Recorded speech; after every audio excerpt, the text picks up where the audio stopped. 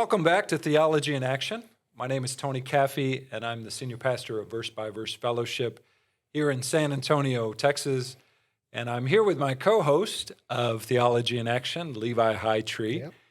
And I get to interview him this time. Yeah, we flipped seats this time. It's kind of interesting. This is going to be fun, Levi. Yeah, absolutely. Although it's a serious topic. You've dealt with some health issues recently.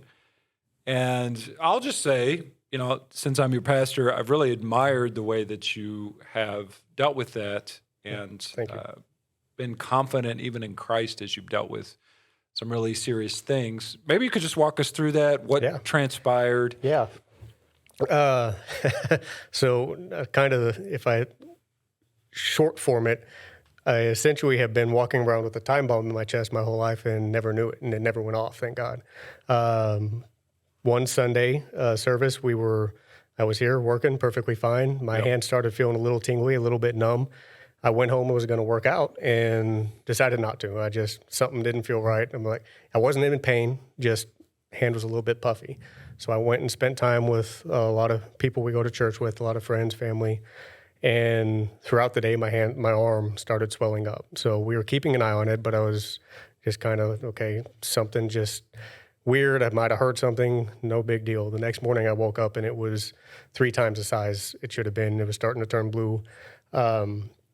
So a couple people checked in with me and asked how I was doing and expressed some concern. I was already thinking about going to the hospital, which I do not do. It's just not something in my nature. I messaged my little sister, who is a vascular PA, and sent her and my mom a picture. My mom is also a nurse, and said, "Hey, my arm's swelling up. What do I need to do?" And my sister diagnosed it from a picture immediately. She said, "You've got a blood clot. You've got a DVT. You need to get to the ER now."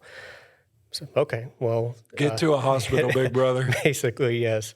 So I went to the hospital. I went to the ER, and I'll try to keep this concise because it's amazing to me how much God showed up in so many, and throughout the entire process, even to today. So I could just brag on God through this whole thing for an hour or two. But I walked into the ER. I walked into an ER of a vascular hospital. I was not aware that this hospital was a vascular hospital when I walked in. So there was that, and I was in line to sign in. There were 3 or 4 people in front of me. An ER doctor walked through the lobby and stopped and asked how he could help me. Love doctors, not bad, but that's not their job. That doesn't happen. They don't just stop and ask you what's going on. So I got literally but verbatim, I got the words out. Yeah, so there's something going on with my arm. It's starting to, and he cut me off. He said, "You've got a DVT," and he ran off and grabbed 3 nurses, and they took me back. I never actually got signed in at the front desk. They immediately got ultrasounds done, found the clot. It had about a 4-inch blood clot. I didn't know at the time until they took it out and showed me. But it was about a 4-inch blood clot, about the size around of a small highlighter, about that big around, and it was setting under my right clavicle, right under the neck, about 1.5 inches away from the main vein that goes back to your heart. A lot of this I didn't find out till after surgery. So they went through my right arm here, went up and pulled the clot out, and showed me the clot.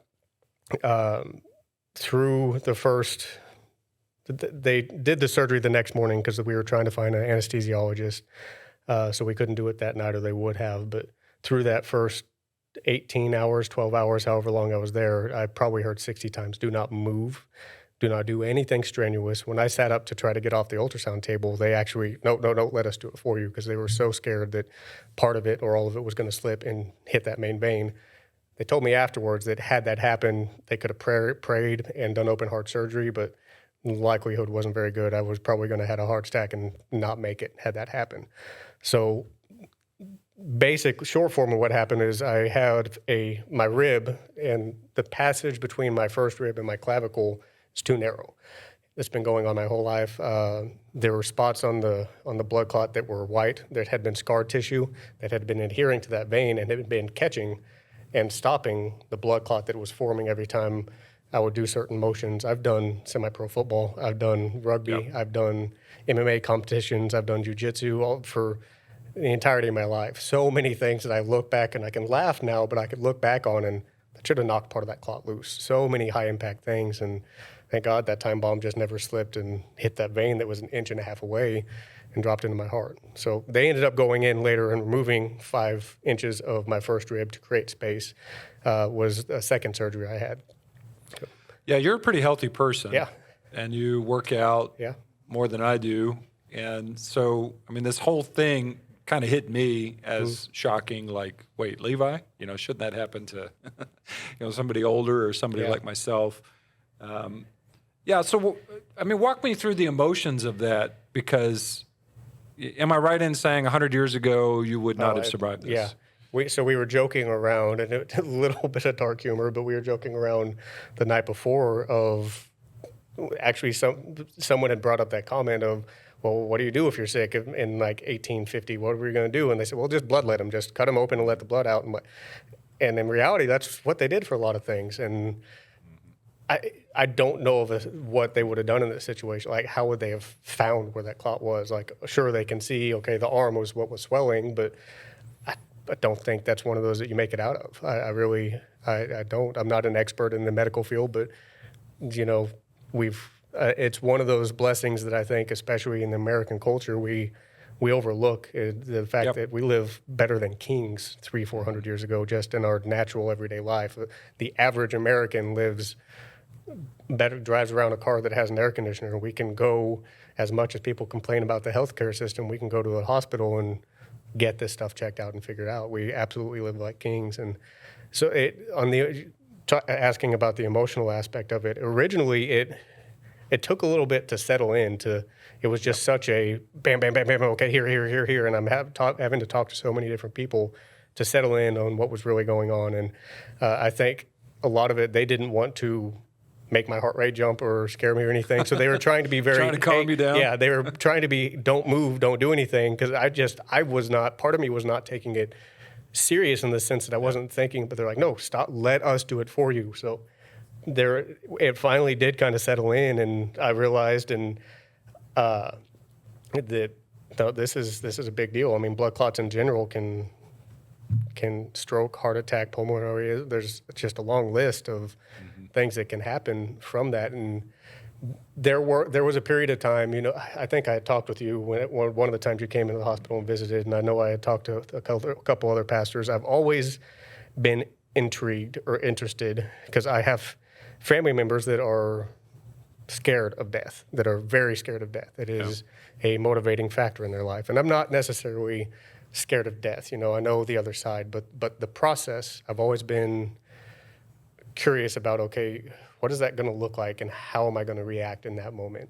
And, obviously I didn't die.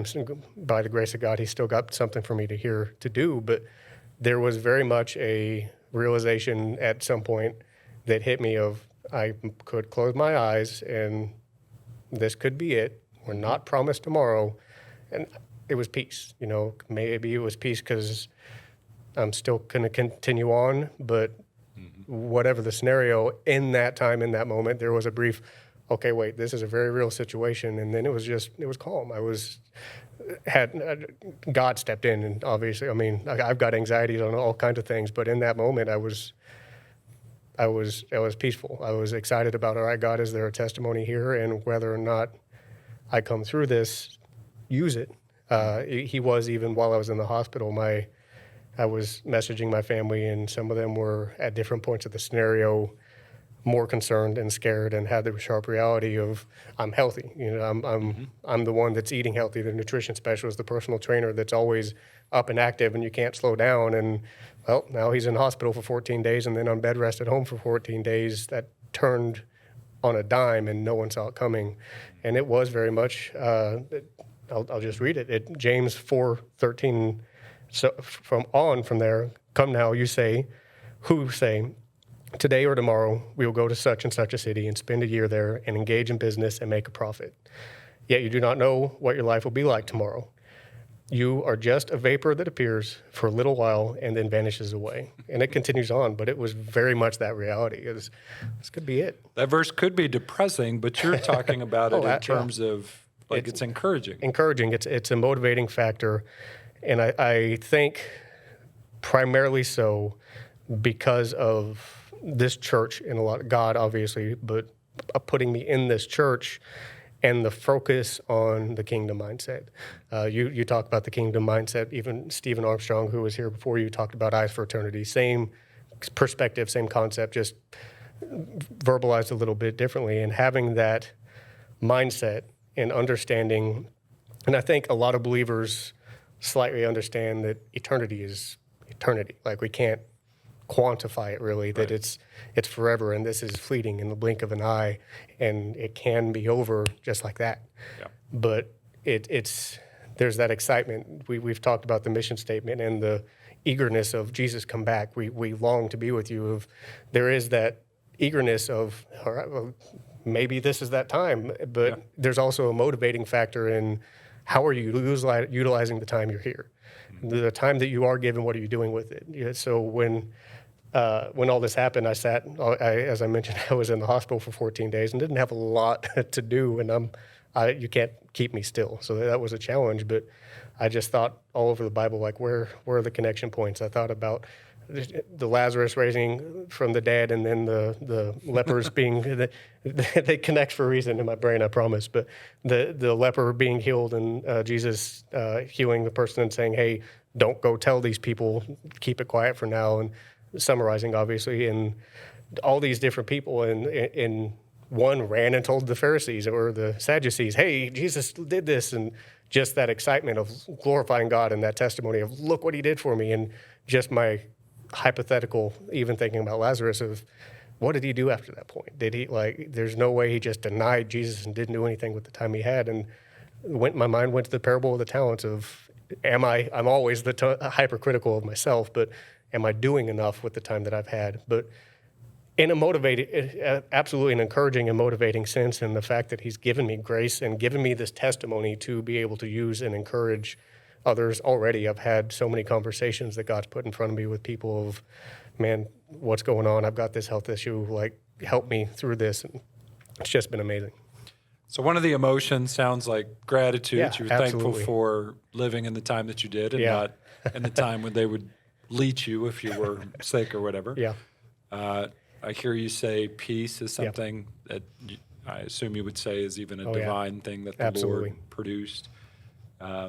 Also a sense of urgency maybe in terms of the use of your life. Yeah. I mean, that's helpful, Levi. I mean, you're not that old. You're 38, 30, late 30s. Let me ask you this. So how do you process death as this kind of thing that hangs over all of us? Yeah. So even coming out of surgeries and in rehab and kind of in this time of slowly having to work back in it, I've never necessarily been one. I mean, obviously kids at some point always think they're invincible, right? There's that, I'll be fine, yada, yada, move on. And I've always had that aspect of whatever happens, but it did kind of loom, and well, how am I going to face? I was very curious how much of my life is going to alter.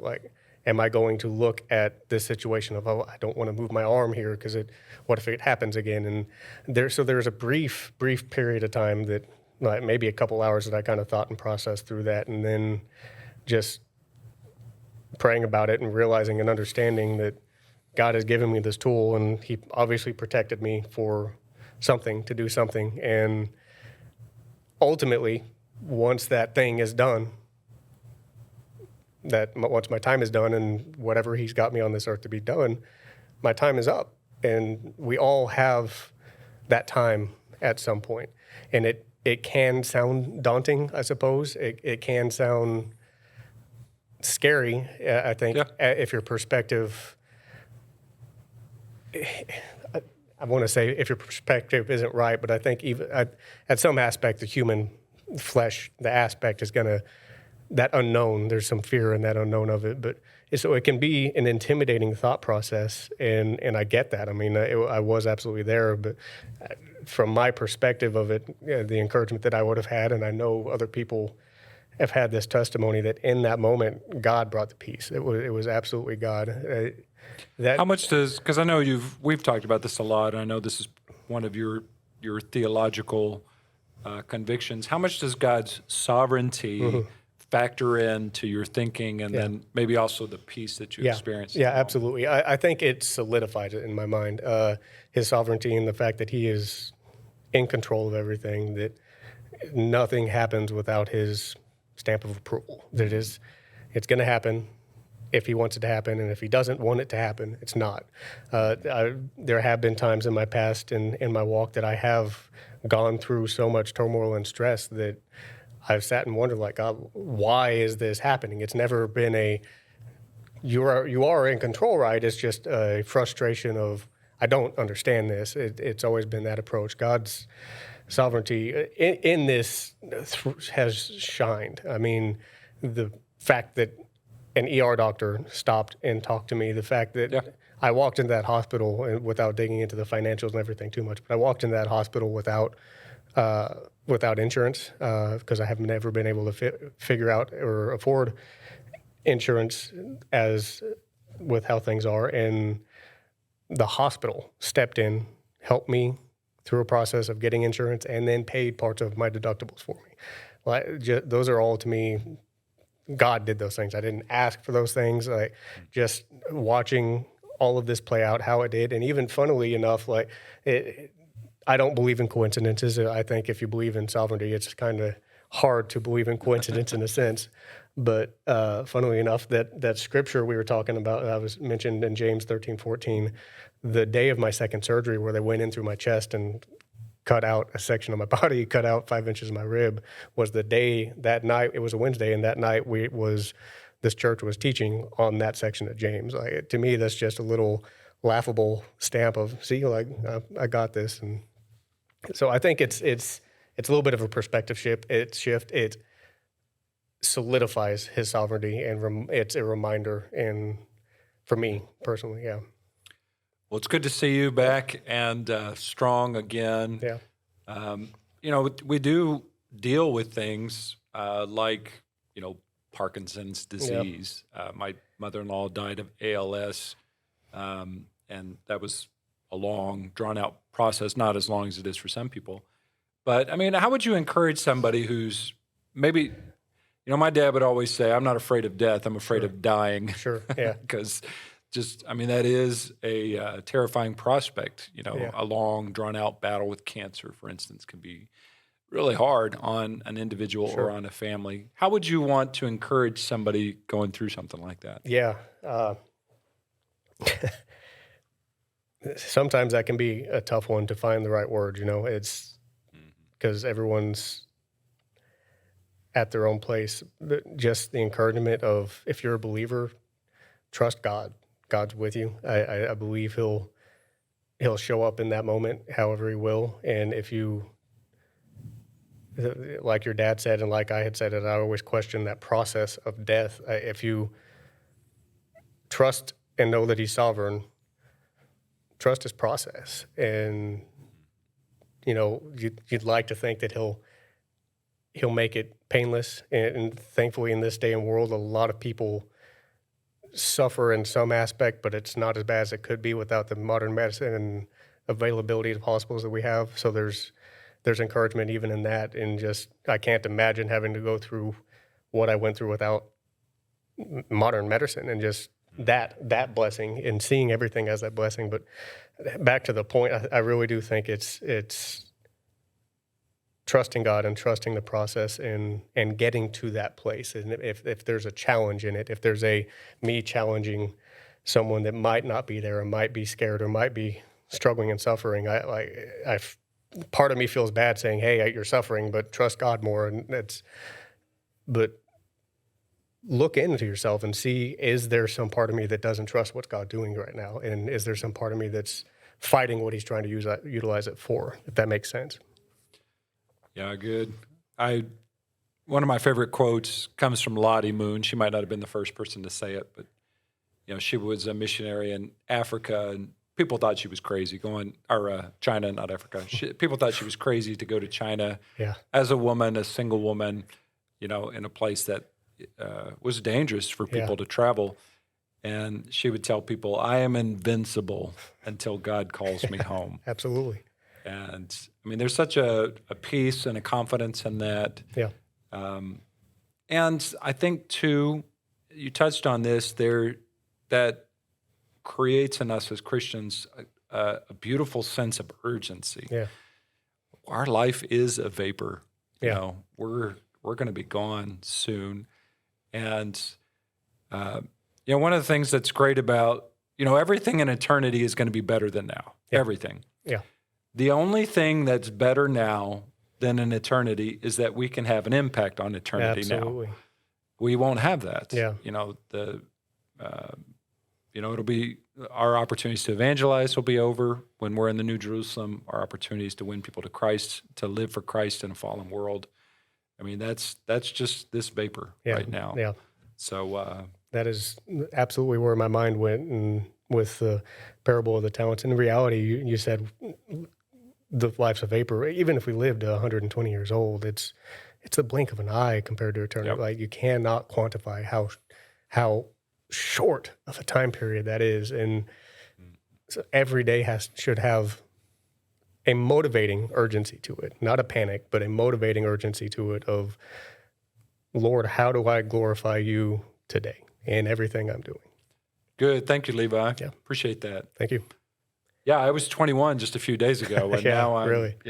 such and such years old. So, well, thanks for being a part of this Theology in Action. For more videos like this and podcasts, you can go to our website, vbvf.org. Also, make sure you check out the video that Levi and I did on the subject of joy. And we also did a video on the subject of love and how that's lived out in the Christian life. Stay tuned for more episodes like this of Theology in Action.